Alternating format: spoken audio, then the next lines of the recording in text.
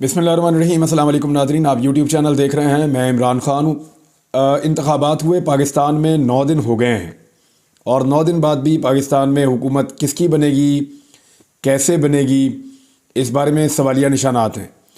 क्योंकि अब political parties हुकूमत बनाने से भाग रही हैं। उसकी वजूहात क्या हैं वो मैं आपको बाद में बताता हूँ, लेकिन लेटेस्ट स्टेटमेंट्स जो 2 बड़ी पॉलिटिकल पार्टीज़ हैं उनकी आप देख लें।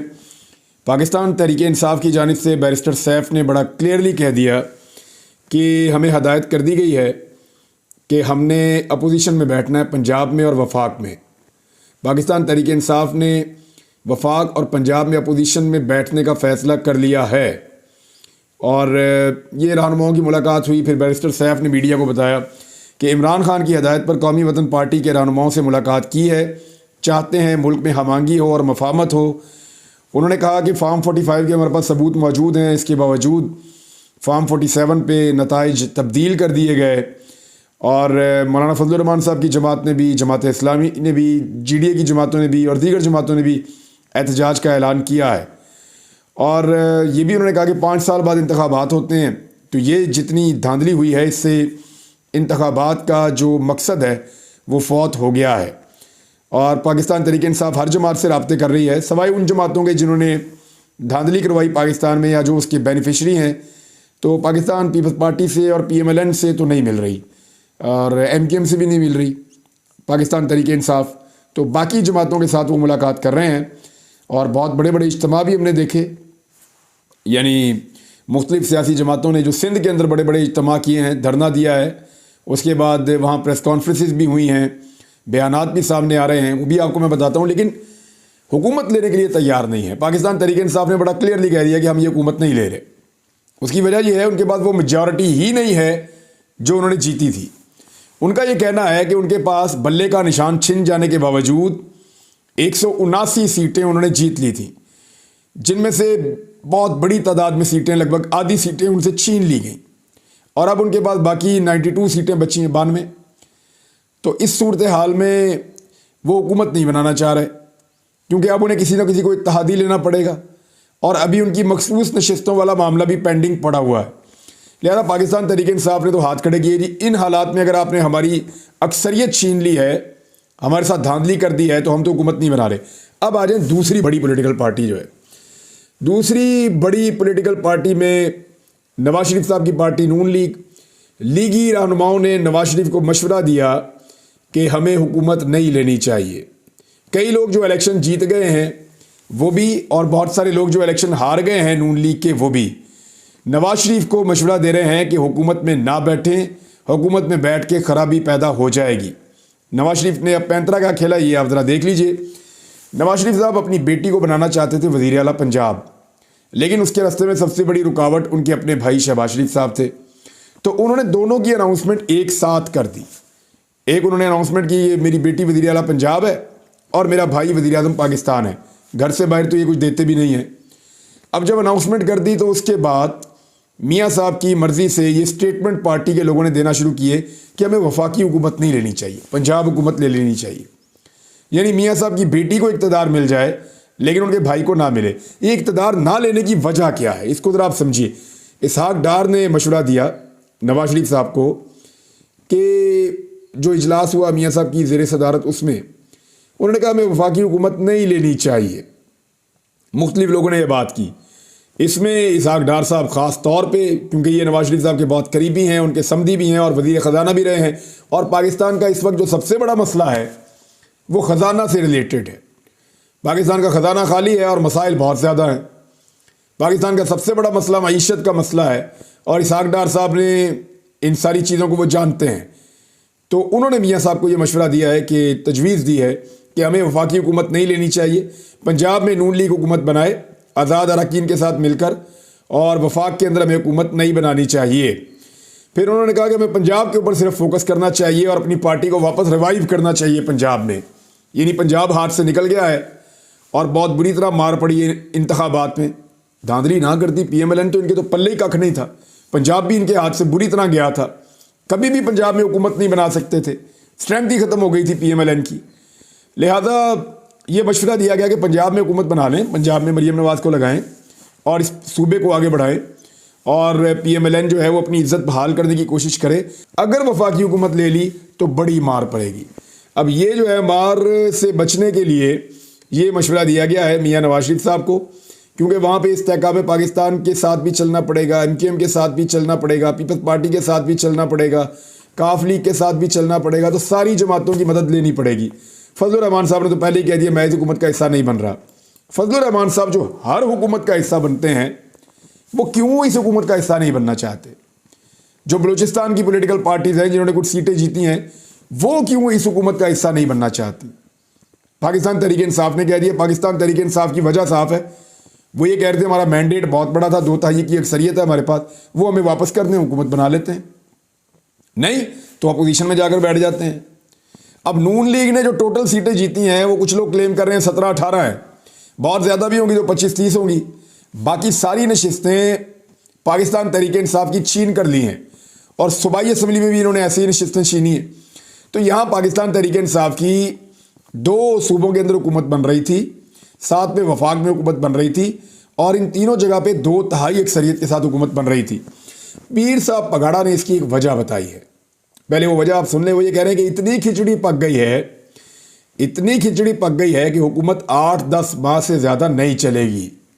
یہ پیر پگاڑا صاحب کہہ رہے ہیں کہ حکومت چل ہی نہیں سکتی. جام شروع میں انہوں نے دھرنا دیا، وہاں انہوں نے خطاب کرتے ہوئے کہا کہ الیکشن کے خلاف ہم اپنا آئینی احتجاج کر رہے ہیں. عمران خان کے بارے میں انہوں نے کہا جی توشہ خانہ کا مقدمہ ان پہ غلط بنا. انہوں نے کہا جی باقی مقدمات عمران خان کے اوپر غلط بنے، ان کے ساتھ زیادتی ہو رہی ہے، وہ نہیں سمجھتے کہ عمران خان کرپٹ ہے. لیکن ساتھ ہی ساتھ انہوں نے کہا باقی لوگوں کو تو کوئی سزا نہیں ہوئی جنہوں نے گاڑیاں نکلوائیں وہاں سے.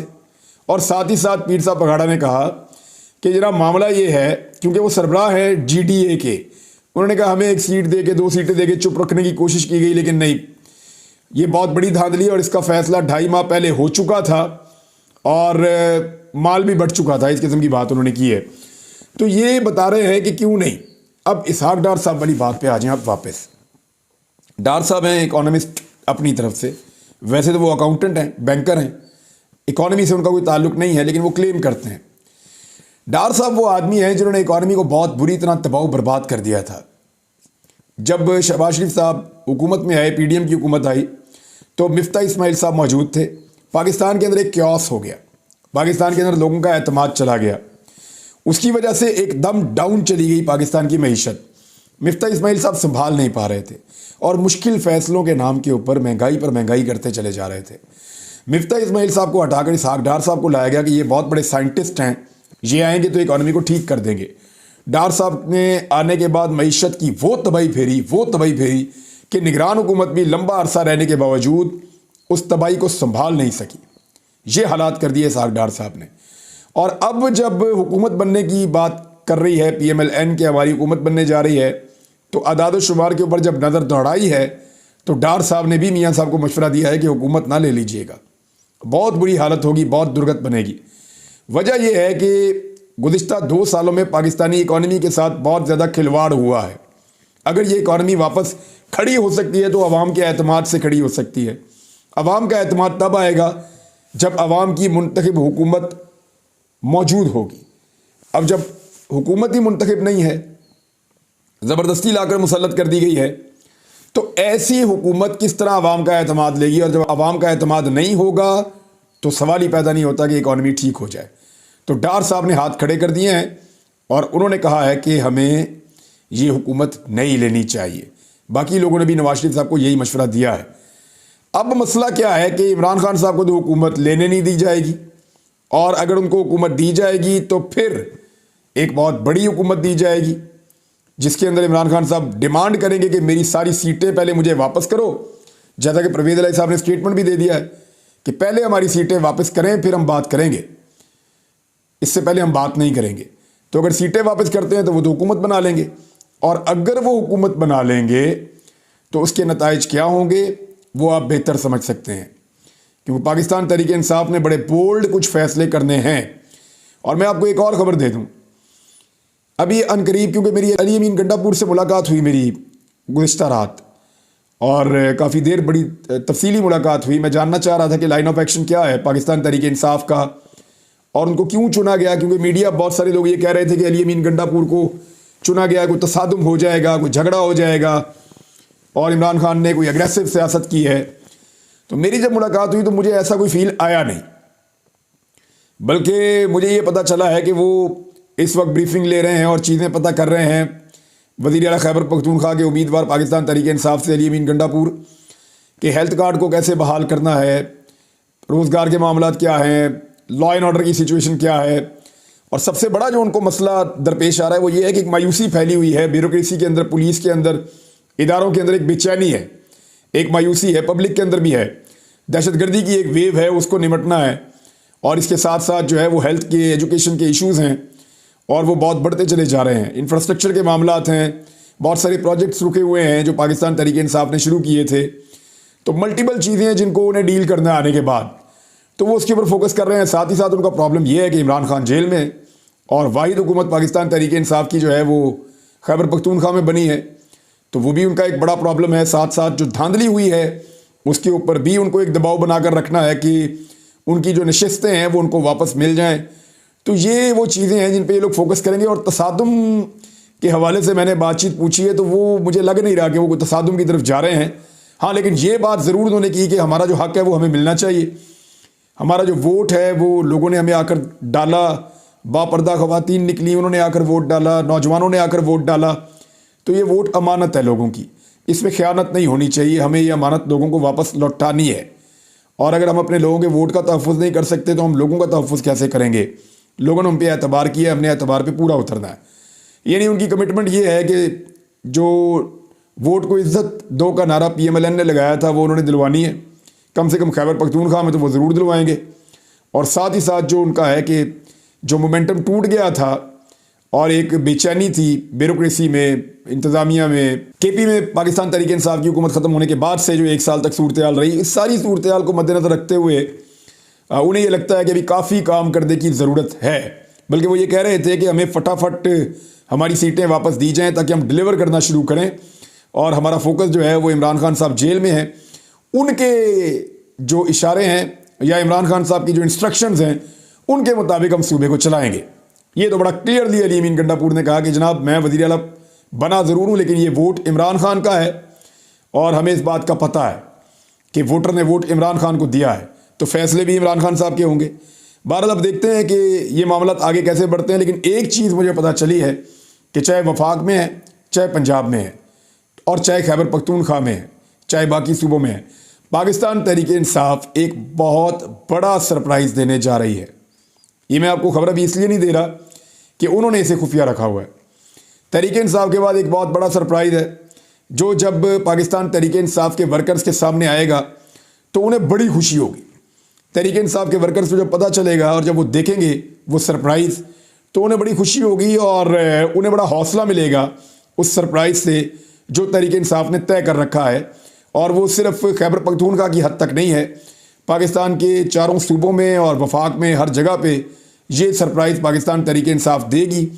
और इस सरप्राइज़ के लिए कोई भी तैयार नहीं है, ना निगरान हुकूमतें तैयार हैं, ना इलेक्शन कमीशन तैयार है, ना इस सरप्राइज़ के लिए इमरान खान साहब के मुखालिफिन तैयार हैं। तो ये सरप्राइज़ आने वाले वक्त में, क्योंकि 80% उन्होंने तय कर लिया है, थोड़ी सी उनकी डिस्कशन रह गई है, तो एक बड़ा सरप्राइज़ पाकिस्तान तहरीक इंसाफ देगी और वो सरप्राइज़ आएगा बहुत जल्द। दूसरी जानिब नाज़रीन, पाकिस्तान तहरीक इंसाफ ने एक बड़े एहतजाज का ऐलान किया है आज के दिन में और मुख्तलिफ़ शहरों में वो एहतजाज करने जा रहे हैं। खैबर पख्तूनख्वा में भी कर रहे हैं, बलूचिस्तान में कर रहे हैं, सिंध में कर रहे हैं, पंजाब के जिन मकामात पे कर रहे हैं वो भी मैं आपको बता देता हूँ। लेकिन तहरीक इंसाफ का मौक़िफ़ ये है कि इलेक्शन कमीशन हमारे नौमुंतखब अरकान को डी-सीट करने की साजिश में मसरूफ़ है। यानी जो बन गए हैं उनको भी वापस डी-सीट करना चाहते हैं, यानी और सीटें लेना चाहते हैं, छीनना चाहते हैं पाकिस्तान तहरीक इंसाफ से, क्योंकि नवाज शरीफ का अभी पेट भरा नहीं है। नवाज शरीफ साहब के पेट को भरने के लिए पाकिस्तान तहरीक इंसाफ की कुछ और सीटें छीन कर नून लीग को देने का मंसूबा बनाया जा रहा है, या नून लीग को या उसके इत्तेहादियों को। तो पाकिस्तान तहरीक इंसाफ ने इस सिलसिले में एहतजाज का ऐलान किया है, जो पंजाब में हो रहा है, खैबर पख्तूनख्वा में मुख्तलिफ़ जगहों पर हो रहा है, ख़ास तौर पर पेशावर में एक बड़ा एहतजाज है और उसके अलावा बलूचिस्तान में है, सिंध में है, पंजाब में जी लाहौर प्रेस क्लब के बाहर, कसूर में मस्जिद चौक, ननकाना में कचहरी चौक, नारोवाल में फैज़ अहमद फैज़ पार्क, गुजरात में GTS चौक, حافظ آباد میں پریس کلب، گجرانوالہ میں یہ نوشہرہ روڈ جو ہے وہاں پہ، اور منڈی بہاؤالدین میں پریس کلب، اور شیخو پورہ میں صدر، سیالکوٹ میں کچہری چوک، ان جگہوں پہ احتجاج پاکستان تحریک انصاف کے کارکن کریں گے اور ان کے لیڈرز کریں گے جو دھاندلی ہوئی ہے پاکستان میں اس کے خلاف، اور یہ پاکستان تحریک انصاف کا مشن ہے۔ اور اس کے علاوہ ایک خبر اور ہے بہت بڑی، لیکن میں آپ کو اگلے ویلاگ میں دیتا ہوں کیونکہ وہ تفصیل کے ساتھ آپ کو بتانا ضروری ہے کہ آمریت کے لحاظ سے، یعنی جن ملکوں کے اندر ذرا آمرانہ قسم کا رویہ ہوتا ہے، پاکستان کی خاصی تنزلی ہوئی ہے۔ عالمی رپورٹ کے مطابق